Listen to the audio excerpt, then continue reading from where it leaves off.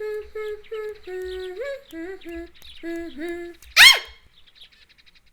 Oh, hi there. You startled me. What brings you around, traveler? You're here to learn how to make cookies. Huh. Interesting request. Usually people come here asking for directions. Nevertheless, I am always open for visitors. I also have just the recipe for you. Oh, before you enter, you're not some serial killer, are you? Good. Shall we head in? Oh, and shoes off in the house, please. And I'm Lyra, by the way. Alrighty. Firstly, what you'll need is... Oh, let me adjust my wings. They always get in my way. Once I actually burned them before and it didn't heal for 2 weeks. Now then, the ingredients for this cookie recipe are... Whoa.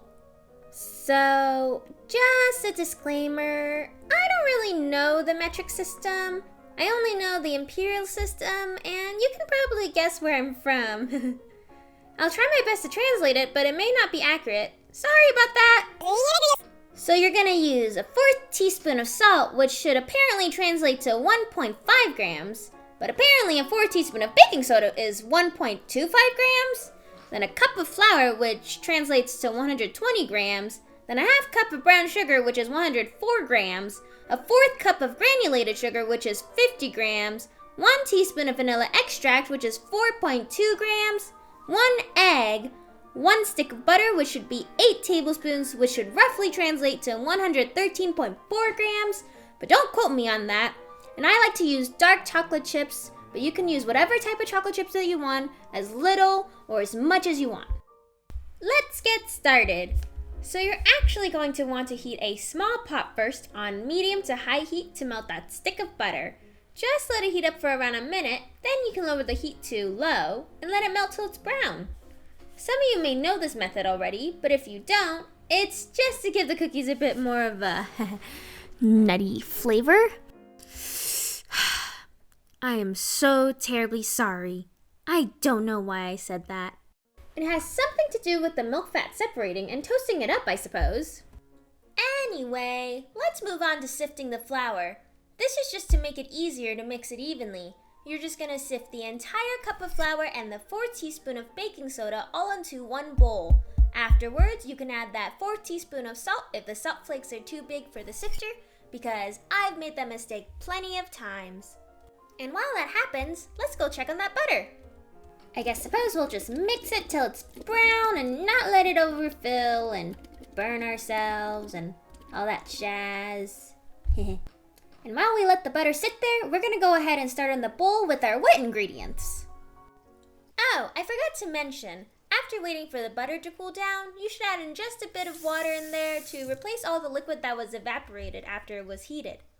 So in a second bowl, you can just throw in that half cup of brown sugar and the 4th cup of granulated sugar in there.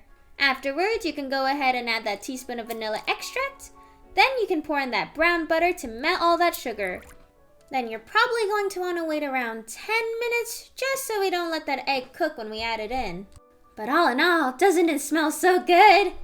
But you can't eat it. It's literally just butter and sugar, and I don't think your glucose level and your heart would appreciate that.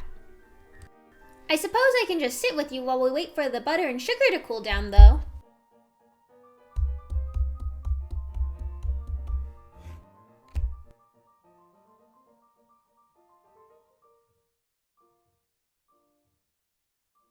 So, you from around here, or? Oh, no. I gathered that given your, never mind. A few moments later.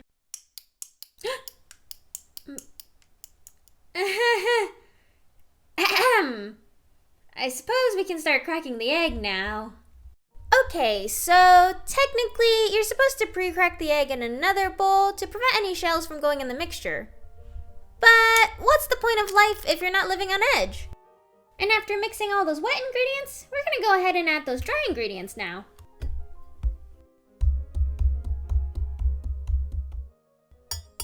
I'd say it's best to mix with a spatula so we can make sure all the flour is mixed in well.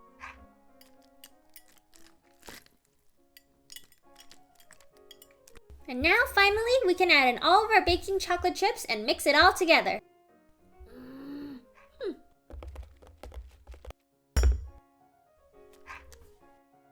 So to prepare the cookies, you can use a spoon or an ice cream scooper to scoop the dough all into a tray that's lined with parchment paper. Right now, we're just scooping them on to chill the dough to make them spread out nice and thick when we bake the cookies. If you have a pan that's big enough, I'd say set them to where they're around 1.5 to 2 inches apart. I'm gonna go ahead and chill these.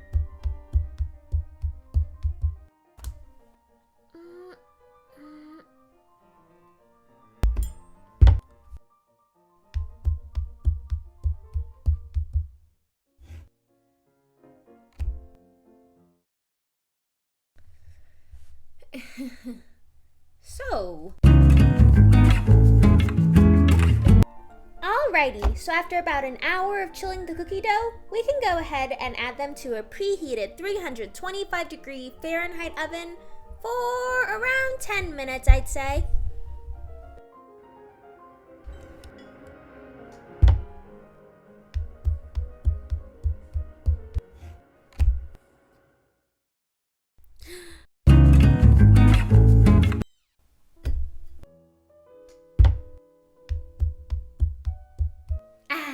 These cookies smell so good.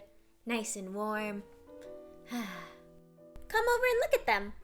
So what I like to do while the cookies are still hot is to sprinkle some salt over them to enhance the flavor. Try it.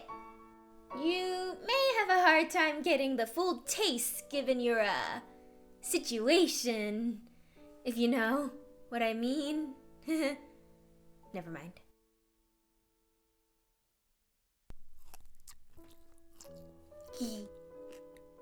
Well, random traveler, I hope you learned how to make some pretty good, if I say so myself, chocolate chip cookies.